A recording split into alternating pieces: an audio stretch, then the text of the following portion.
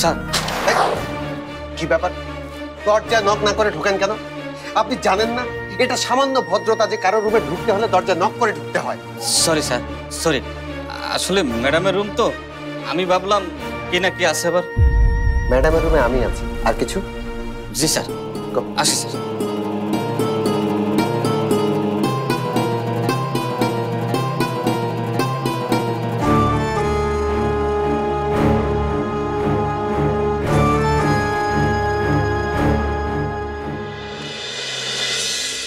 তুই হসপিটালে যাবার পর থেকে নিজের জিনিসগুলো সব আমার রুমে রাখছে। জিজ্ঞেস করলে বলছে এখন থেকে নাকি আমার সাথেই থাকবে। কি হলো আবার? কি জানি হঠাৎ করে কি হলো, কিছুই তো বুঝতে পারছি না। কোনো কিছু ধরতেও দিচ্ছে না, বলছে সবকিছু একাই করবে।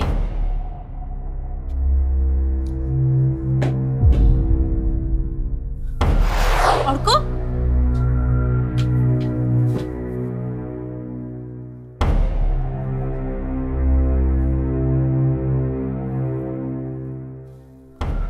বাবুন, কি হয়েছে তোর? কিছু না। সোনা, আমার সোনা ছেলেটা তাহলে এমন কেন করছিস তুই? আমি আজকের থেকে নানমুনির সাথে থাকবো। বাবুন, এমন রেগে আছিস কেন তুই আমার উপর? বল। কিছু না, তুমি আজকের থেকে তোমার মতো থাকো, আমি আমার মতো থাকবো। আমি আমার বাবাকে নিয়ে আমার মতো থাকবো।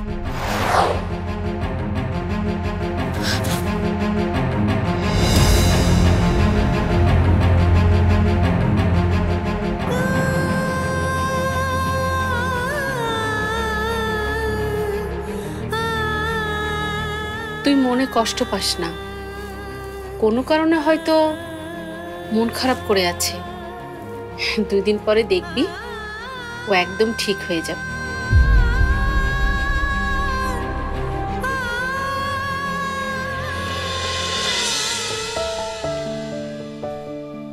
বাবা,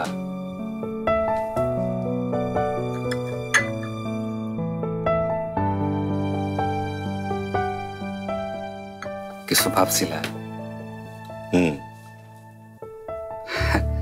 ভাবি যা বলছিলেন ভুল কিন্তু বলেন নাই। আমার মনে হয় এখন তোমার বিয়েটা করে ফেলানোই উচিত।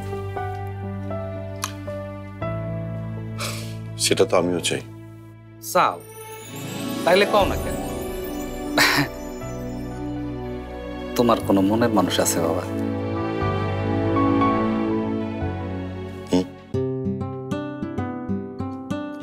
কে সে? আমি অবশ্যই আজ কয়দিন ধরে এইরকম একটা কিছু আন্দাজ করতেছিলাম। এই আজ কয়দিন তুমি কেমন যেন উদাস উদাস ভাবে কথা কইতেছিলা। বাবা, এইটা কিন্তু ভালোবাসারই লক্ষণ। কে সে বাবা? নন্দিনী। ভালোবাসা